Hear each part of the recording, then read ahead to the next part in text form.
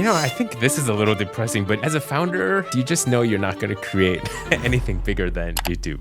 Mr. Steve Chen! Steve Chen. One of the most influential minds of the digital era, the co-founder of YouTube. 500 hours of videos are uploaded every single minute. When I moved out to Silicon Valley, that was a one-way ticket. I'm going to move to Silicon Valley and I'm just going to either survive or die. Even during that period, YouTube was growing so quickly. I couldn't guarantee that the company was actually still going to be around in another 3 to 6 months. We were burning so much operational costs. When YouTube was a dating site, we received 0 video uploads for a week, right? And then we decided we're not going to give up on this. Let's change the hearts into stars. Let's just make it into a generic video site where you can upload anything. Now you have so many different ways of being able to utilize things to build things faster. AI, it continues to marvel me with how much it's been able to advance. The power that's behind AI, it's just becoming bigger and bigger. Nothing has grown this quickly and being this adopted by all ages, by all cultures. It's a real revolution for mankind. I think it's a very exciting period right now for technology and humans. In order for you to be successful, you just have to... Hello guys, we're minutes away from sitting down with one of my personal heroes and one of Silicon Valley's few entrepreneurs that have actually changed the world and shifted everything that we know. Steve Chen, the co-founder of YouTube. Just for a little perspective, what started with an idea with friends is now a 2.5 billion monthly active users platform. 500 hours of videos are uploaded every single minute on YouTube right now. You're probably watching this on YouTube. It's probably the platform that you most use in your day-to-day. And it's a complete honor to have Steve Chen with us in Spain, in Valencia. I think it's the first, let's say, Spanish-speaking podcast he's in. But yeah, thank you very much and hope you enjoy this wonderful conversation with the co-founder and former CTO of YouTube. Now, enjoy. Hello, everyone. Very excited to be here with a unique, special guest in Spain. I've heard the phrase, "I'm going to change the world," far too many times, but only few individuals across mankind has actually built products that has revolutionized the way we human beings interact with each other and has literally changed the world. I'm with one of them. Steve Chen, co-founder and former CTO of YouTube, the actual person who typed the lines of codes of what we know to be one of the biggest, at least for me, the one that I most used platforms in the world. So thank you very much, Steve, for giving us your valuable time and for connecting with Spanish-speaking entrepreneurs. No, thanks for thanks for the invitation. I think when I came over on this trip to Spain, it wasn't for this interview, but as soon as you sent me the message, it was, I responded as quickly as I could because these are the actual opportunities that kind of come out of the blue, out of the cloud somewhere. And I'm always really eager to be able to meet with kind of, I would say, entrepreneurial minded people that were in the same boat that I was in maybe 15, 20 years ago, and still filled with questions, but more importantly has the curiosity and the energy to want to start something. And it was really the environment around me that helped me spark off what initially led me to create YouTube. And so I'm happy to do that whenever there is the opportunity. Thank you very much. That's true that you're here for BDS, Valencia Digital Summit. You're doing a spectacular keynote. We're going to be there cheering up tomorrow, and it's wonderful to also have you and connect with us. Let's start perhaps with a little background story. I want to go back even farther than YouTube. Let's say where does your entrepreneurial, let's say, DNA spirit comes from? Like when you were little, you're already like a lemonade stand kind of entrepreneur, or how was Steve Chen when he was a teen? Well, I want to say that I think it's this alludes a lot to, maybe many times we'll bring this up throughout the conversation that we're going to have, right? But I do think that some of the most important factors when it comes to success are kind of out of your hands, and those include, timing. Those include luck. Those include just being in the right place at the right time. And I really think that when I was younger, I started with technology at an early age, but that was because just, PCs were just starting to become more popular. But I think the breakthrough moments were exactly when the internet was coming out. And I was, at the time that I first had access to the internet, it was around 14, 15 years old. So I was a sophomore in high school. And I went to this boarding school. So I moved away from home at the age of 15 to go to attend the boarding school. And I didn't have family and parents or sleep times. I just had my computer and the internet. And at that period, at the age of 15, being able to just explore whatever was out there. So that was around 1992, 1993. And the area that I was in, I was born originally in Taipei, Taiwan, but I moved over to Chicago, Illinois, and then the Illinois Math and Science Academy was the actual dormitory, the boarding school that I attended in high school. And then following that, I went to college down in Champaign-Urbana at the University of Illinois. And I continued to have that experience connecting with many of the folks that I had from the Math and Science Academy to kind of explore that and continue to be able to figure out what else was possible on the internet. But there was a huge trend as well. The reason that I moved eventually to Silicon Valley was the Mark Andreessen, if you know, and from Andreessen Horowitz, from Mark Andreessen, co-founding Netscape. Wow. He was one of the first from U of I to move to Silicon Valley. And there was and I think that was probably Web 1.0 maybe. That was like the first wave. And then the second generation was really in 1999 when I moved out there. It was through a connection, both through that Illinois Math and Science Academy as well as the Illinois connection out there, and that was Max Levchin and PayPal. And that continued to kind of spark that interest, and that really unlocked all the sort of curiosity that I had in terms of wanting and wishing to do something, being able to do that in person. Can I quickly ask, PayPal, no, the famous PayPal mafia? I just need to ask, so for the audience that doesn't know, like from the PayPal employees, founding members, we have companies like the co-founder of LinkedIn, we have Peter Thiel, Elon Musk, of course, and the co-founders of YouTube. Was there something different in what happened in PayPal in that like why so many talented people what was there in the same time in the precise same company? I do think that the internet was a different period, different era back then, right? And in that period of 2004, 2005, it just so happened that it was after an acquisition by eBay of PayPal. But many of these co-founders that you've listed with Reid Hoffman, Peter Thiel, David Sachs, Elon Musk, the co-founders, YouTube, LinkedIn, so on. I think we were all kind of around the same age, late 20s, early 30s maybe. And of course, I think we were very fortunate and lucky with the timing of PayPal to have been one of the survivors of that first dot-com crash that actually made it out, actually IPO'd, and then through the acquisition. But after the acquisition, after the eBay takeover, eBay put in their staff to really run and manage and operate PayPal. And so we were left with, I think, the choice of, do you want to continue to stay at PayPal or eBay continuously for the next 20, 30 years?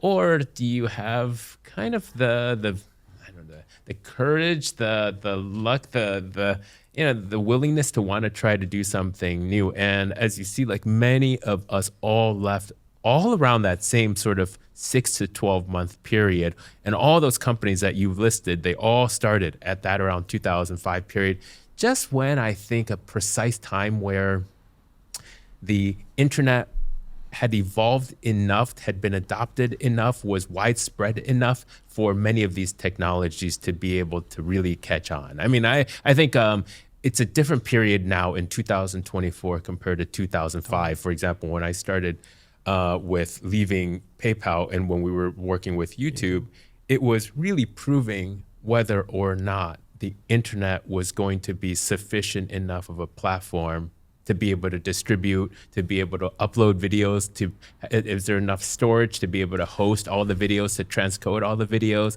bandwidth to stream the videos? Now it's a very different period but back then it was just whether to test or not. The internet itself was capable from a technology standpoint, whether or not it was able to do it. Now it's a period of you have to really have a different idea and a lot more competitors in every single one of these vertical sectors. Wow, amazing. I want to quickly also add up a follow-up question. Yeah. Silicon Valley, we've all heard, we just spoke about People Mafia, then there's like the Justin TV / Twitch, it's like that next generation. And it's continuing to be a great place. Do you actually think, and being honestly as possible, that if you actually want to build something technological wise that changes the world, is it a must to be connected with Silicon Valley or be physically there? Or you can change the world from a place like, I don't know, I don't want to put names, but now we're like Dubai, Singapore are also like places that are popping up in the startup ecosystem, of course. I mean, I think that, I think different parts of the world definitely has strengths and weaknesses, right? And then even compared to Silicon Valley, some of those strengths and weaknesses, especially in these critical areas where it comes to talent or where it comes to investors or venture capital money, when it comes to entrepreneurs and ideas, maybe some places actually are better than Silicon Valley.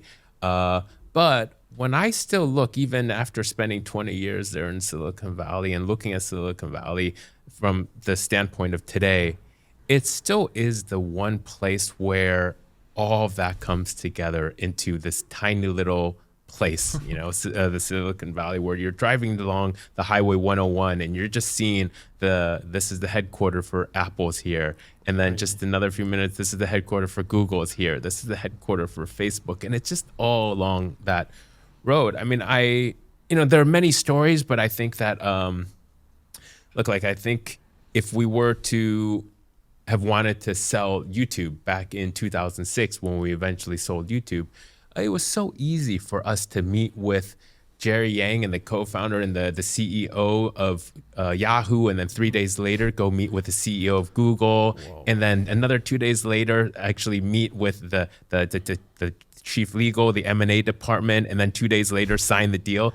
You can't, even just flying, if I were here in Spain, I would have to fly over there. Just to fly there is going to take 2 days. There's no way you can set up some of those meetings. But it illustrates, I think, not just the geography, but also the mindset of the people there. A lot of the people there, they happen to be kind of like me. Even when I moved out to Silicon Valley in 1999, that was a one-way ticket, right? That wasn't a round-trip ticket that I bought to Silicon Valley, which was, I'm going to move to Silicon Valley and I'm just going to either survive or die, but I'm going to be in Silicon Valley. And I think that when you get enough people like that going there, then you get a lot of people surrounding you that's willing to take risks to become your co-founder, to join you in an early startup, to write a large check to you, even though there's a high risk in writing that check. And when you're surrounded in that environment, it's only in the last 6 years where I moved outside of Silicon Valley that I realized the rest of the world is not like Silicon Valley. They're not willing to take some of those risks. And it makes sense too. I mean, I think it sometimes, now that I'm based in Taiwan, many of the smartest engineers there, they would prefer to take a 20-year career path and work at maybe TSMC rather than starting and working on their own startup and then 6 months later maybe being out of a job. So it is a different personality, different people. Totally. The room where it happens, citing Hamilton, I see Silicon Valley more or less like that, like a place where things are happening, And it continues to have, most of the people that you see in Silicon Valley, they're not born and raised in Silicon Valley, right? They came from all parts of the world. It seems like if you're willing to take risk, if you're more of an entrepreneurial type, if you're more of a startup type with an idea, you move to Silicon Valley to do it. Totally. I want to go to some mindset questions. So what's the best and worst advice you have ever gotten? If that makes sense. Well, I think that, the best advice, and it's something that even I think especially during those competitive days at early days of YouTube, for example, when there are so many opportunities for engineers that you want to hire, right? And I think it's how do you attract people to come to your company? How does your company differentiate and stand out? Especially if they have a much better offer somewhere else with a lot more confidence that this company will still be around in more than 6 months to a year. Now, and I really think that, look, I think that, even during that period, YouTube was growing so quickly in those early months, right? I couldn't guarantee that the company was actually still going to be around in another 3 to 6 months. We were burning so much capital, we were burning so much operational costs. But the experience of doing a startup, whether or not, of course, the biggest factor is whether or not it succeeds, but it's hard to tell into the future. Did you expect that amount of success, like from the early beginnings? No, you didn't say like, we're building this, it's going to change the world, revolutionize industries. Okay. Not at all. But that's part of the hinting back at the question. That's part of it is even with these startups that I'm advising now, they try to write up a very large document about the entire plan moving the next 2, 3, 4, 5 years, including the monetization strategy. But really, with those early days of YouTube, so much of it changes that you're going to have to continually change and adapt to whatever the market conditions and the environment changes are. So, for example, when I'm doing some investment on my own, right, and I look at, of course, the actual deck and what the company's doing and the target market it's going after, but probably the most influential factor in deciding if I'm going to be writing, especially in the early stages of the company, in the sort of seed or Series A phase, it's really the relationship that I have with the founders, whether or not they are the right-minded entrepreneur types. And they have to make the hard decisions about, when YouTube was a dating site and no uploads on, we received 0 video uploads for a week, right? And then we decided, okay, we're not going to give up on this because there's still some potential with videos online. Let's just open it up. Let's change the hearts into stars. Let's just make it into a generic video site where you can upload anything. And that's when we really started seeing the videos. I think there are these crucial moments like that for the founders where they're ready to be able to admit both their strengths and weaknesses, and to be able to say like, okay, maybe we were wrong that a dating video site is what the internet needs right now. Maybe it's just a video site, and the dating part we got wrong. And to be able to say that, to be able to say that we didn't make the right decision a few months ago, let's change it and let's adapt and let's continue to push something out. That's the key part about being the actual, I think, the right kind of founder. And so it's not necessarily the business idea or the monetization strategy at that point, because so much is going to change before you start bringing in your first checks. The market. And following up to actually that, what would be like 3, let's say, rookie mistakes you've seen now, startups that you advise or you have lived it in your own, 3 rookie mistakes that every startup more or less like has in the early beginnings, or common mistakes you've seen? Well, I think it would be a fault of mine to say that it's necessarily a mistake made by the founders, but it's a little bit conditioned by the environment that they're in. So, for example, if you're in an environment, in an ecosystem that's not writing big checks all the time, right? If your investors themselves are not willing to take the risks to write you a big check and say, okay, you don't have to do any returns for the next 5 years, and I'm still okay with that. And if you need more money, tell me. That's the Silicon Valley, where they're willing to take a lot more risk. Therefore, you can spend a lot more time on what I think should be the priorities about growing out the brand, growing out the product, growing out the key metrics of user growth, in the case of YouTube, the number of videos uploaded, the number of videos watched. But I can say that if we were not in Silicon Valley, if we were somewhere else, we may have gotten advice that was different from what we were receiving from Sequoia Capital, right? Which is, you guys should start thinking about monetizing your content. And if that came too early, then you're going to stop the growth of your whether it's the videos uploaded, the number of creators. You really need to figure out that piece to be able to become a brand name and a new product to really shape things up before you can really turn on the dials. And even after the acquisition, as you know, Google acquired YouTube. Even after that acquisition, I was very happy the way that Google handled that acquisition. They continue to let us, especially Chad and me, to continue to make the key decisions. And when we told them, we were just 27, 28 or something, and it was a big $1.65 billion acquisition from them. And for them to say, you guys continue to make the decisions, and we, as a much larger company, will listen to you. That gave us a lot of confidence, and we continued down the track of just continuing to grow out the service, continuing to expand, and then not focus on the monetization until we really got it correct. And I think it wasn't until 4 or 5 years after the acquisition that everything started becoming put into place where monetization was really possible. But I think that if that started too early, it would have been premature, and it would have actually probably cut into the growth of YouTube and what we see and what we recognize as YouTube today. Totally. I was doing my research, and now in YouTube, 500 hours of videos are uploaded every minute. So I was like mind blown about how many money that costs. But yeah. Well, when in those early days, especially even before the Series A round, right? Always, even when I upload content sometimes to YouTube, I still look at the size of the video that I'm uploading, because I knew how much it cost to pay for that on my own credit card back then, right?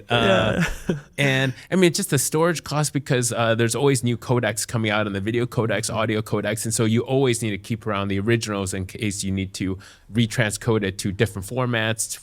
When the iPhone came out, we needed to retranscode all the videos so it could be compatible with the iPhone, because it wasn't the same codecs that was inside the browser. So that happens all the time, and that's a lot of storage costs, that's a lot of power costs, a lot of bandwidth.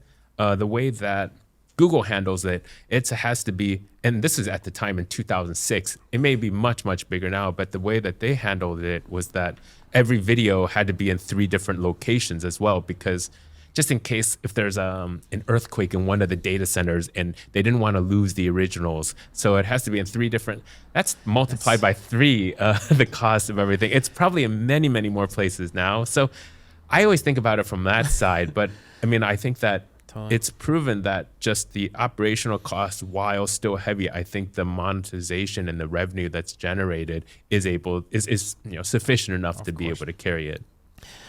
Going back, I've said several, let's say, iconic Silicon Valley entrepreneurs. You and Chad, obviously, part of the league, let's say. But what you've probably have been in meetings or with friends, or like you have one of the probably greatest networks right now in the world.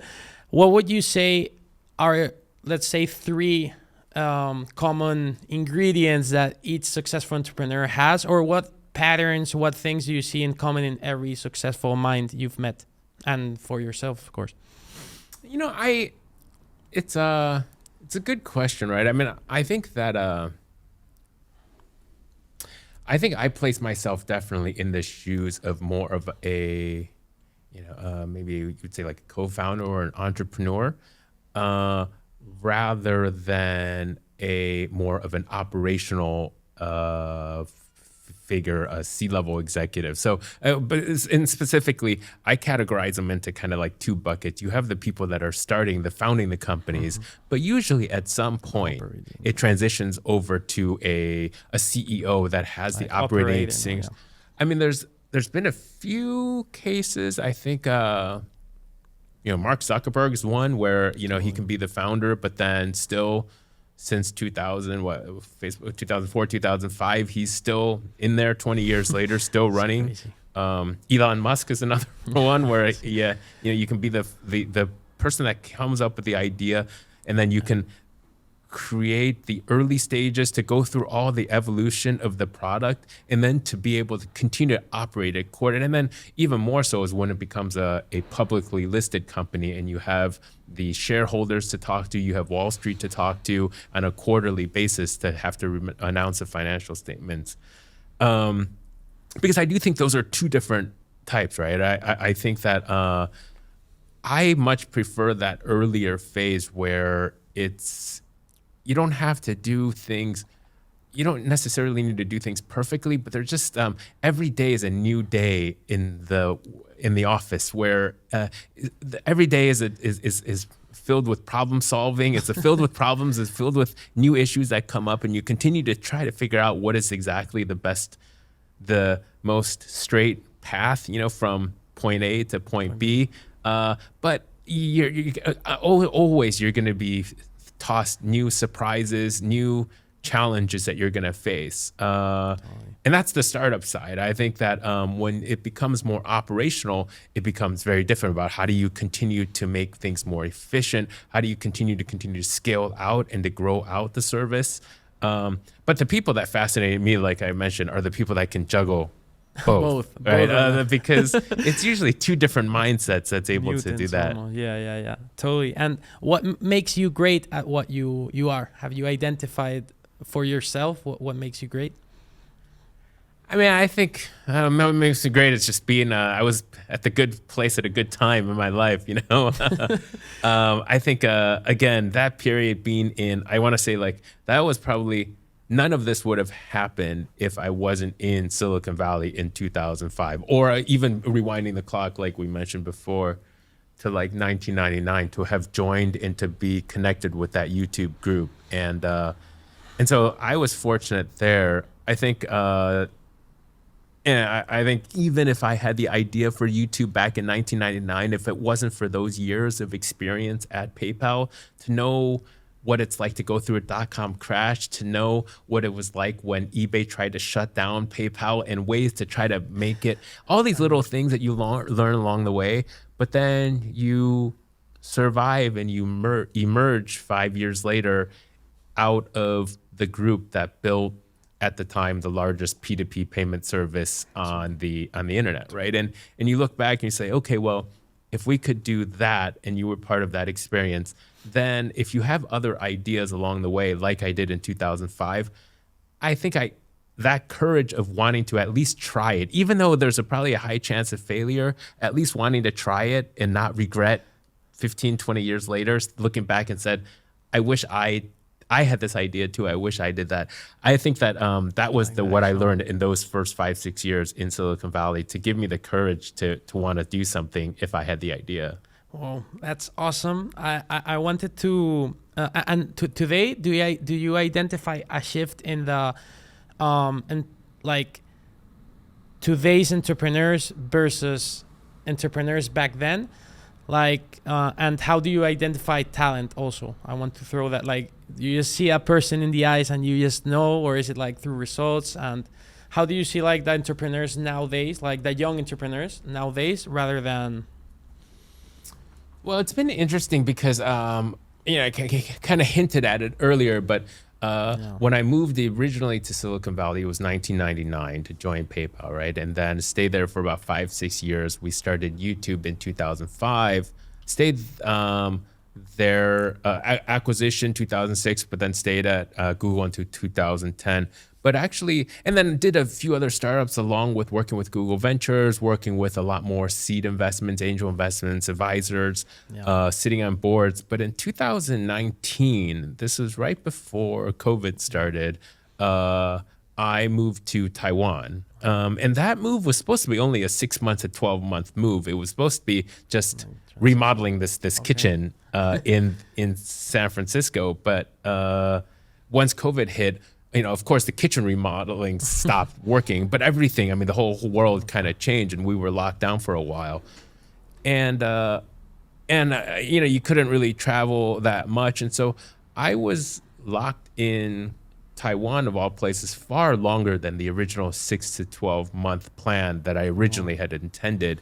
And it was interesting for me just to learn what it was like in the last 5-6 years of what entrepreneurship and startups and the challenges and the hurdles that co-founders and founders have to face when you're not in Silicon Valley.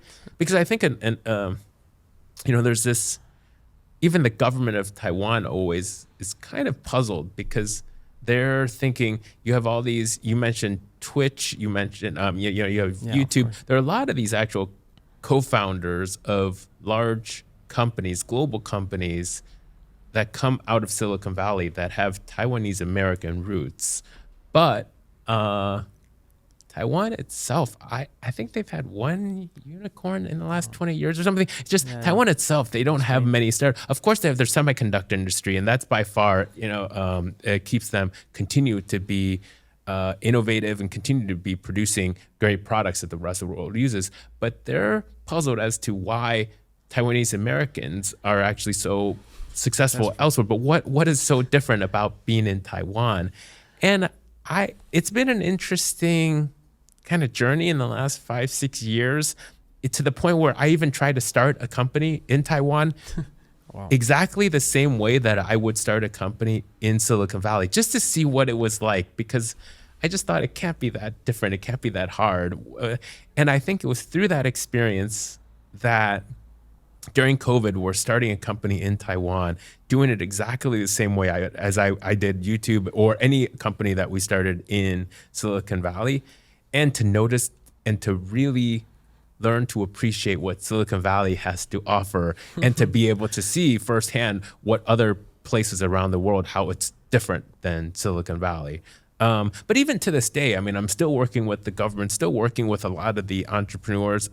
We still hold monthly events where we invite entrepreneurs from outside of Silicon Valley, outside of Taiwan. So some folks from Silicon Valley to connect with them. I still think that there are opportunities there, but I think that was a good learning case, in my case, for the last few years. I'm very happy. I've been discussing with my girlfriend, greetings, because I want to go to Silicon Valley. We're dull. So I think I must be doing the packing already. I'll just put her this video. We gotta go there. Well, I actually do think that when I started investing in the companies in Taiwan, one thing that I ask of them is that if you take this check, you as the co-founders of the company must move to the US. Totally. And not just any part in the US. You have to go to Silicon Valley. It's okay if you still have a part of the team, the engineering team, because the engineers in Taiwan are very good. So hire the engineers in Taiwan. But it's not just about living in the Bay Area, but being able to have all those connections, being able to connect with all these people at all these different dinners, at different restaurants, at different events, every single night. It's something that you can't use Zoom to do. And so I do think that that's where the co-founders, if you want to be a successful company, and I see other countries, startups that are based in Singapore or based in Israel, and based in some of the other parts around the world, they do send their co-founders over, and then every night at, say, 11 p.m., 10 p.m., they do a phone call back to their startup. And I think in terms of Taiwan, that's my advice, that's my ask of the entrepreneurs, is that I think that there are still some missing elements that you can't get in Taiwan, and you can't just reproduce overnight. In order for you to be successful, you just have to move. Totally. Thank you very much. Real quick, what do you think about AI? And do you think is there a place for also humanization in technology, as talking about platforms or perhaps social media? How do you envision as a global? I mean, I think, AI, it continues to marvel me with how much it's been able to advance, right? And I think that, of course, things like a lot of the Moore's law with the number of transistors growth and all the internet bandwidth and everything just becomes faster. Everything, the nanometers, the CPUs, everything becomes smaller. With the power that's behind AI, it's just becoming bigger and bigger in exponential terms, right? And we're only talking in the last 2 years or something, and nothing has grown this quickly and being this adopted by all ages, by all cultures. It's a real revolution for mankind. I don't know where it's gonna go, right? I mean, I think that. So you lived literally in the place to be for the internet revolution and now the AI. Do you see like similarities between what happened back in the 1990s, late 1990s between and now, or is it like more? I mean, I think it's different. It's definitely sort of a revolution in terms of going from the industrial revolution to just the information age to, I think, as we start going more into everything from even just iPhones to, but I think AI is just at the same level as anything else that's mentioned before in terms of how much it's going to change how just human beings, how we interact with one another, how we interact with the world, and how we interact with just our own lives, right? And it's changing everything. And I think it's just a matter of, I mean, it's exciting in some ways because we've seen what the engines are capable of. But now all the startups and all the newest funded companies, it's utilizing AI in different ways that has not yet been thought of yet. And it continues to develop on all the vertical cores from the actual, at the tier of the actual AI engine itself, the algorithms, all the way, and it continues to be made easier and easier and easier to adopt. But yeah, just seeing how fast like OpenAI is able to get 100 million users or something. It's amazing how quick it's been able to do that. And what's not going to change in the next 10 years? What do you think it's going to maintain? Have you identified something in 10 years is a long time. Maybe in the next 6 months. I mean, we're still gonna humans have to eat food, so we still need safe industry. But I think there are even, I see things coming out of just a combination of kind of robotics and just machines being able to take the load off of many of the things that cost human labor the most amount of labor, right? And so it does mean being able to be more productive with every single human being. And what that's going to actually, what the results of that's going to be, that's a big question, but I'm very curious. I mean, I think it's a very exciting period right now for technology and humans. I liked one that I read that before the invention of tractors, 90% of population were like farm-based. Like we were literally like, the globe was like, the industry was like farming. And from there, like we've evolved in so...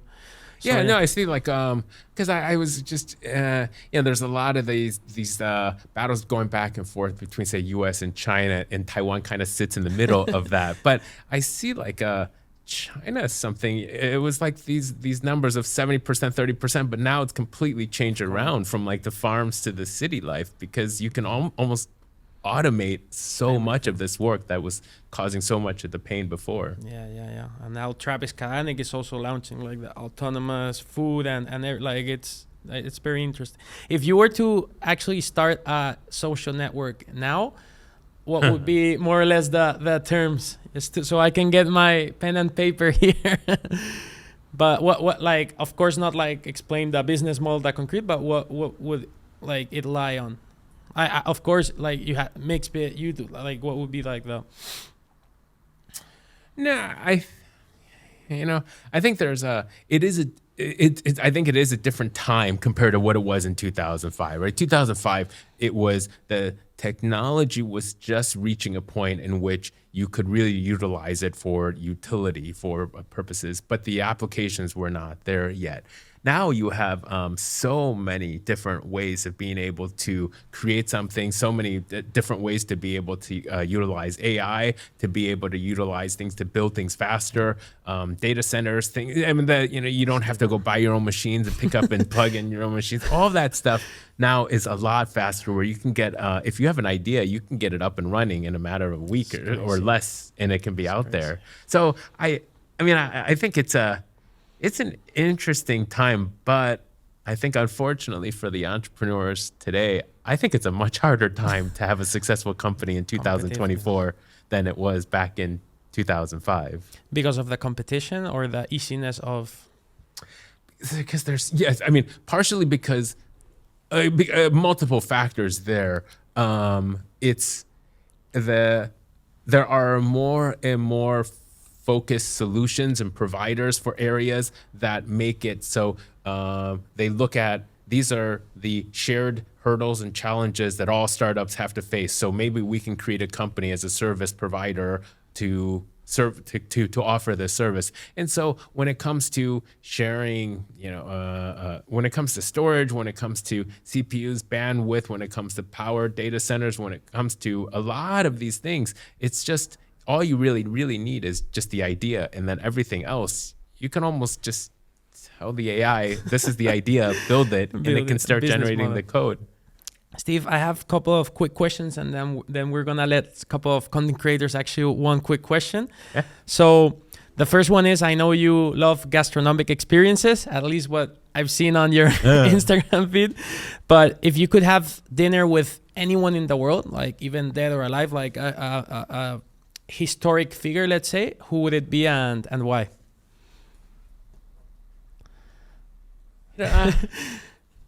Yeah, I think it's fun. I think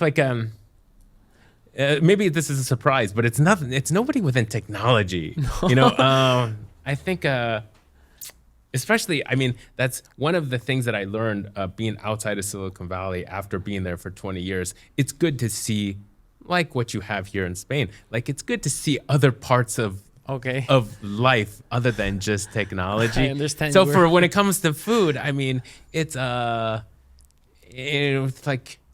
like probably the best person that I always have the best conversations with is a 3 Michelin star chef in San Francisco. His name's Corey Lee, started Benu, and every time I sit down with him, we just talk about everything that we want to talk about, but not technology, which is good. That's the best, the very best answer you could give. Who would you have dinner with? It matches up. What's the best investment in your life and the best investment you've made with under $50? Also, if that makes sense. I don't know the $50 part. What do you mean that? Under $50? Yeah, like it could be, for example, a book or I don't know, headphones, or like the best thing. The best investment was maybe she was the head of YouTube Korea at the time, back in 2007 when I met her.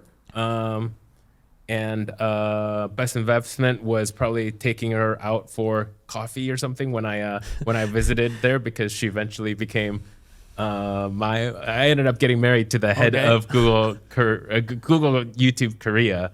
Yeah.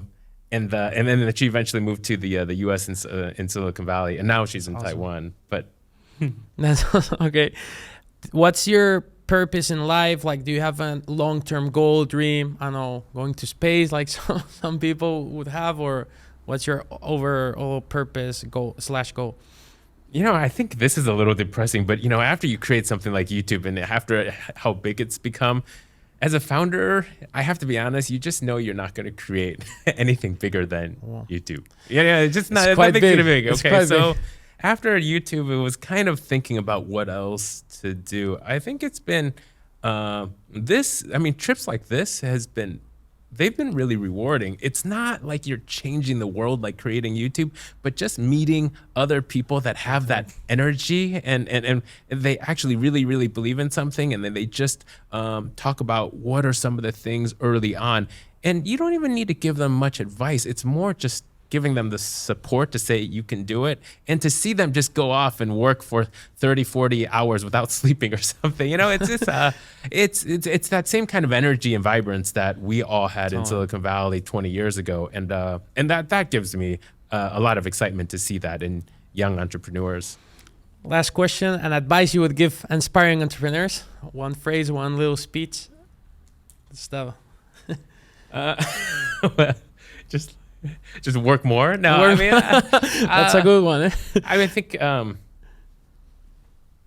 mean, I think it's really, it's like you need to adapt, evolve. The market changes so fast in the technology world, and it's changing even faster now with AI, with all the competitors around the world, with how everybody is connected. So it's even, I want to say, I'm not trying to be humble. It's harder now than ever to be creating the next set of startups, but there's still so many opportunities in which technology can be integrated into our daily lives that can make things better. So just don't give up what you're doing. Keep at it. I want you to tell us what are your present ventures, what's going on your professional life, and what's the next steps this year or next year. No, it's a good question. I think that still continues to be something that's, I think, like, if anything, the thing that remains constant is that I'm always kind of exploring what else to be doing next. And I always kind of wanted to be a little bit different from what I've done in the past. And so, I mean, I think on my own, it's been a lot of interest in what the Web3 can do, what AI can do, to be able to try to bring that together. I think that it's been interesting launching just even like a meme token and being part of that team. We launched a meme token named like Pajamas, and it's like named after the first like cat video ever uploaded into YouTube. And so that was only in like April of this year, but that's been kind of a 2024 learning experience of what that whole world is like. And you know, a lot of ways it democratizes currency, democratizes money from all over the world. And so that's been interesting. But I think like the world after COVID has become more online, but more connected and closer than ever in some ways. And I think that there's still something there to be able to do more collaboration and to be able to create and come to places and come to events like this to be able to see like what are the special attributes of different parts of the world and how to be able to put the spotlight on that. And it doesn't have to be in Silicon Valley. That's awesome. Just to end, if you have a quote, a mantra, something that you've got into you, imagine that 8 billion people, the whole world is listening to you. What would you say? What would be that small quote? If there's 8 billion people, it's I mean, YouTube has 2.5 billion active users. No, I mean, I don't think I've that's too much to ask now. But no, I mean, I think it's still just coming back to earlier. I mean, I think maybe not for the 2.5 billion people that watch YouTube or the 8 billion people in the world, but more specific to people that want to really start something as we've talked in the last hour or so. I think there's still plenty of opportunity out there. Just don't give up and keep trying to do what it is that you want to do. And I think that there's just nothing, I think, out there in life that is quite as satisfactory as starting something in your head and then one day being able to just hold it in your hand or watch someone else use it. And the only way you're going to be able to achieve that is through your own startup. Wow, goosebumps. Thank you very much. Muchísimas gracias, Steve Chen, por estar aquí with us in Spain. Thank you so much. Thank you for your time and hope to see you soon in Spain again. Hopefully. Bye. Thank you.